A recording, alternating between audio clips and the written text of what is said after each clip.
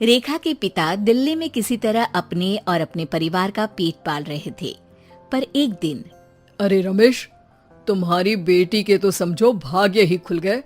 वकील लड़के का रिश्ता आया है। अरे वाह, कब करना चाहते हैं शादी?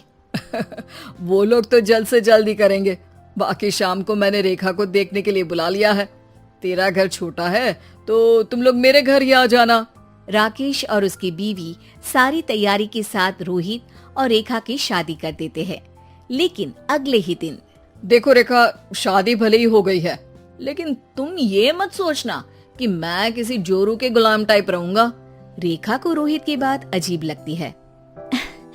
मैं ये तो सोच भी नहीं सकती और ना ही चाहती हूँ, लेकिन शादी के अगले ही दिन इस तरह की बात की उम्मीद भी नहीं थी। रोहित रेखा के मुंह से ये बात सुनकर गुस्सा हो जाता है। अरे, काफी जबान भी चला लेती हो। माँ ने सिखाया नहीं कि पति से कैसे बात करते हैं? रेखा अब चुप रहने में ही भलाई समझती है। रेखा, जल्दी से नाश्ता तैयार कर लो। आज पहला दिन है, सारे काम तुम्हें समझा दूंगी। ये नौकरानी है जो तुम्हें बता देगी कि कैसे कैसे क्या करना है। फिर इसकी कल से छुट्टी है। रेखा भी ससुराल में जी जान लगाकर काम करने लगती है। खाली समय मिलता तो पति के वकालत की किताब उठाकर पढ़ने लगती। ये क्या, जब देखो तब पढ़ती रहती है। अच्छा सुन, कल पिता के घर से 20,000 रुपए लेकर आना। मेरे छोटे बेटे की फीस भरनी है। लेकिन पापा क्यों भरेंगे उसकी फीस? अरे वाह जी वाह, पापा क्यों भरेंगे? तो ये बता, हम क्यों रखेंगे तुझे यहाँ? क्यों खाना देंगे फ्री में? अरे, क्योंकि मैं बहू हूँ इस घर की। तभी वहाँ रोहित आ जाता है। अरे वाह, बड़ी जबान चला रही हो। चुपचाप माँ जो कह रही है वैसा कर, वरना सामान उठा और जा अपनी झोपड़ी में। बेचारी रेखा क्या करती, पिता के घर जाती है, उनको सारा हाल बताती है। पिता भी जैसे तैसे पैसों का इंतजाम कर बेटी को ससुराल के लिए विदा करते हैं।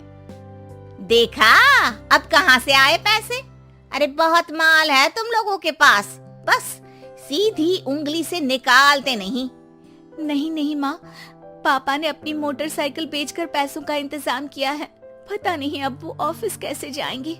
अरे वाह भाई, ये भी हम सोचे। खैर, जैसे तैसे दिन बीतते हैं। रेखा जहाँ एक प्यारे से बेटे की माँ बनती है, तो वहीं उसका वकालत की किताब में ज्ञान और गहराता जाता है। हे भगवान, बुरे फंसे। ये केस तो लगता है कि मैं हार ही जाऊंगा। देखिए, मैंने आपकी इस केस की फाइल पढ़ी थी। इस केस को जीतना बहुत ही आसान है। वाह भाई वाह, यहाँ वकालत की डिग्री लेकर भी मैं समझ नहीं पा रहा हूँ, और तुमने रोटी बनाते बनाते ही केस समझ लिया। अरे जाओ जाओ, जाकर मुन्ने को संभालो। केस मैं संभालूंगा। ए लड़की सुन, जाकर अपने बाप के यहाँ से 3 लाख लेकर आ। पूरा घर फिर से बनाना है। छोटे की शादी करूंगी तो छोटी बहू को कहाँ रखूंगी? पूरा घर तो तूने घेर रखा है। ऐसा मत बोलिए माँ जी, पापा इतना पैसा कहाँ से लाएंगे? अब तो वो रिटायर भी हो गए हैं। हाँ, तभी तो बोल रही हूँ, रिटायरमेंट के पैसे तो मिले होंगे ना।